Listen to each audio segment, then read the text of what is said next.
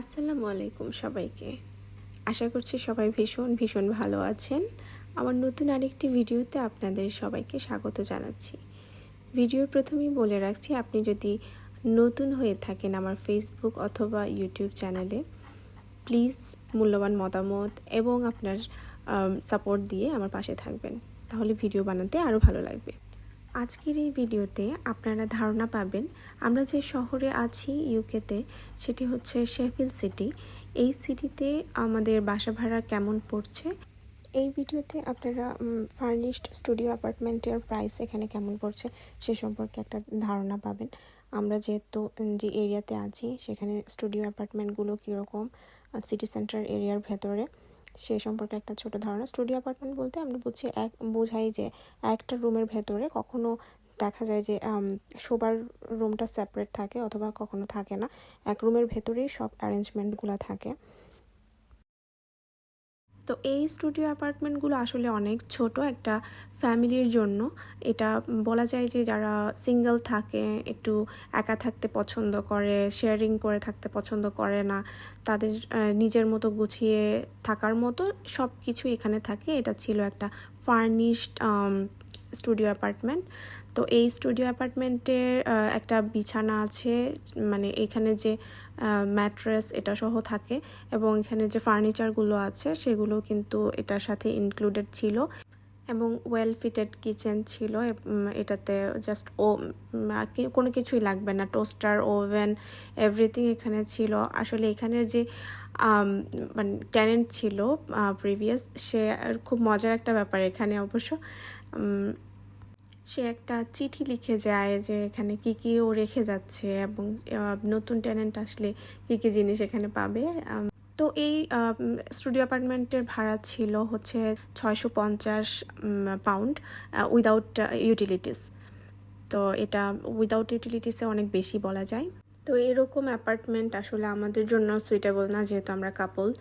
তো এই জন্য আমরা যে অ্যাপার্টমেন্টে ছিলাম, এটা হচ্ছে সেই অ্যাপার্টমেন্ট। 1 বছর আমরা এটাতে ছিলাম, এখন কিন্তু মুভ করে গেছি। তো ঢুকে এখানে ছিল হচ্ছে একটা ছোট স্পেস, আর এটা একটা ইন্টারকম আছে। ঢুকে হচ্ছে বেডরুম বা শোবার ঘর এখানে আলাদা করে দেওয়া ছিল। এটা আসলে এটাও কিন্তু একটা ছোট স্টুডিও অ্যাপার্টমেন্ট। বাংলাদেশের তুলনায় এইসব বাসা অনেক অনেক ছোট। আপনারা প্রথম যারা ইউকেতে আসবেন আসলে অনেক ডিসঅ্যাপয়েন্টেড হবেন, কিন্তু এটাই বাস্তব। তো এখানে এটা হচ্ছে ইলেকট্রিসিটির মিটার। তারপর এখানে এই পাশে আছে একটা কাভার্ড, মানে আলমারি। তো এই আলমারিতে অনেকগুলো হ্যাঙ্গার ওরা রেখে গেছিলো আগে টেনেন্টরা। আমাদের এগুলো অবশ্য দরকার হয় নাই, আমি খুব একটা ইউজ করি না এগুলা, অনেক বেশি পরিমাণের ছিল, আসার সময় ফেলে আসছি। তারপর এখানে একটা সাইড টেবল আছে, পাশেই হচ্ছে ওয়াশরুমটা ছিল। তো ওয়াশরুমে এটা দাঁড়িয়ে আসলে শাওয়ার করার জায়গা, এখানে কোনো বাথটাব ছিল না। তো ইউকেতে সবচেয়ে মজার বিষয় হচ্ছে টয়লেটে কিন্তু হ্যান্ড স্প্রে থাকে না, তো আলাদা করে হয়তো মগ অথবা আপনার কোনো পট বা বদনা কিনতে হয়। তো এটা খুবই মজার। তো এটা খুবই বিরক্তিকর বলা যায়। প্রথম এসে আমাদের খুবই বিরক্ত লেগেছে এগুলার, কারণ এখানে মানুষজন তো আসলে ওই রকম, আবার অনেকেই বাসায় এটা এক্সট্রা করে লাগিয়ে নেয়। তবে এটা আমাদের দুজনের জন্য ছিমছাম ছোটোখাটো একটা ফ্ল্যাট ছিল, খুবই ভালোই।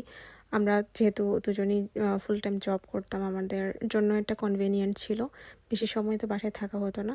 তো এটা ছিল লিভিং এরিয়া, আর লিভিং এরিয়ার সাথে আমাদের কিচেনটা অ্যাটাচ করা ছিল। কিচেনে বরাবরের মতো, যেহেতু এটা একটা ফার্নিশড স্টুডিও অ্যাপার্টমেন্ট, সেক্ষেত্রে এখানে সব যা কিছু আমাদের দরকার ছিল সব অ্যাটাচ করাই ছিল। ওভেন থেকে শুরু করে ছোট ফ্রিজ ছিল, ফ্রিজের ডিপটা খুবই ছোট, তো এটা নিয়ে আমাদের অনেক বেগ পেতে হতো। অ্যাপার্টমেন্টটার আমাদের কস্ট পড়তো হচ্ছে 700 পাউন্ড উইদাউট ইউটিলিটিস। তো উইদাউট ইউটিলিটিস বলতে এখানে কি ইউটিলিটিসের মধ্যে আসছে হচ্ছে আমাদের ইলেকট্রিসিটি বিল, তারপরে ওয়াইফাই, তারপর হচ্ছে আমাদের যেহেতু গ্যাস ছিল না, সবই ইলেকট্রিসিটি, এবং তারপরে কাউন্সিল ট্যাক্স ছিল ব্যান্ড এ। তো এখানে ব্যান্ড এ, ব্যান্ড বি হলে আরও একটু, প্রাইস সি হলে আরও বেশি। তো আমাদের এটা ছিল ব্যান্ড এ এবং সব কিছু মিলিয়ে অ্যারাউন্ড 1000 ক্রস করে যেত বা কখনো দেখা যেত কোনো মাসে 1000-এর ভেতরে 1000 পাউন্ডের ভেতরেই আমাদের সব কিছু হয়ে যেত। আর এটার লোকেশনটা সিটি সেন্টারের একদম পাশে, জাস্ট 10 মিনিট ওয়াকিং ডিস্টেন্স আমাদের কাজের জায়গা থেকে, খুবই কাছে হওয়ায়। এবং ওই সময়টাতে আমরা আসলে কোথাও এরকম একটু বড় স্পেসে বাসা পাচ্ছিলাম না, কারণটা তখন আমাদের অগাস্ট টু অগাস্ট এরকম একটা টাইম ফ্রেমে আমরা বাসাটা ভাড়া নিয়েছিলাম।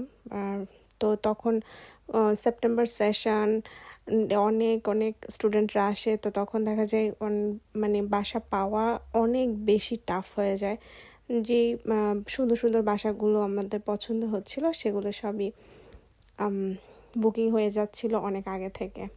তো যারা নতুন ইউকেতে আসবেন তাদের জন্য আমি বলতে চাই যে কোন অ্যাপসে বা কোন ওয়েবসাইট থেকে আপনি বাসা ভালো এবং অথেন্টিক ল্যান্ডলর্ডের কাছ থেকে পেতে পারেন। আমি বলবো যে রাইটমুভ এবং জুপলা, এই দুইটা একটু চেক আউট করতে। এই দুইটা থেকে আমি আসলে বাসা সবসময়ই ভালো পেয়েছি। অন্য অনেক কিন্তু ফেক টেক আছে, এগুলোতে দয়া করে যাবেন না। অনেক সময় ফেসবুকের গ্রুপগুলো বা মার্কেট প্লেসে যেগুলো দেখায় এগুলো আসলে অনেক সময় ফেক থাকে, খুব বেশি আমি দেখেছি। তো আমার এই অ্যাপার্টমেন্টের সবচেয়ে মজার বিষয় ছিল এটা একদম রোডের সাইডে, একদম সিটি সেন্টারের কাছে।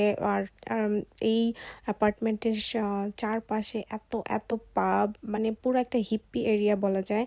আর এখানের যে মানে ভিউটা এত সুন্দর ছিল, এটা মানে আমি কি বলবো, আমি এটা খুব মিস করি। আমি এই মুহূর্তে যে অ্যাপার্টমেন্টে আছি সেটাতে এই ভিউ আমি পাই না। মানে এখান থেকে ক্লাবের ভেতরে কি হচ্ছে না হচ্ছে সব কিছু আমি এখান থেকে দেখতে পেতাম, অনেক অনেক মানুষ দেখতে পেতাম। আর এখন আমি যেখানে আছি যে অ্যাপার্টমেন্টে, সেখানে এটা পুরোই বলা যায় আবাসিক এরিয়ার মতো। তো এখানে কিছুই ওরকম মানুষ দেখা যায় না, রাতের ভিউ আমি পাই না, মানে কোনো মানুষ ওরকম দেখা যায় না। তো স্যাটারডে নাইট মানে হচ্ছে জমজমাট ইউকে রাতের বেলা, তো পাবগুলো একদম সরব হয়ে যায়। তো এটা আমি মিস করি। লুক এট দ্যাট, কোন এখন এরিয়াতে আছি, এটা পুরোই আবাসিক। তো আজকে আর ভিডিও আমি লম্বা করছি না, আজকের ভিডিও আমি এখানেই শেষ করতে চাচ্ছি। সবাইকে আবারও অনেক অনেক অসংখ্য ধন্যবাদ জানিয়ে আজকের ভিডিও আমি এখানেই শেষ করছি। যে যেখান থেকে দেখছেন কমেন্ট করতে ভুলবেন না যদি ভালো লাগে, এবং লাইক কমেন্ট শেয়ার করে আমার পাশে থাকবেন। খোদা হাফেজ।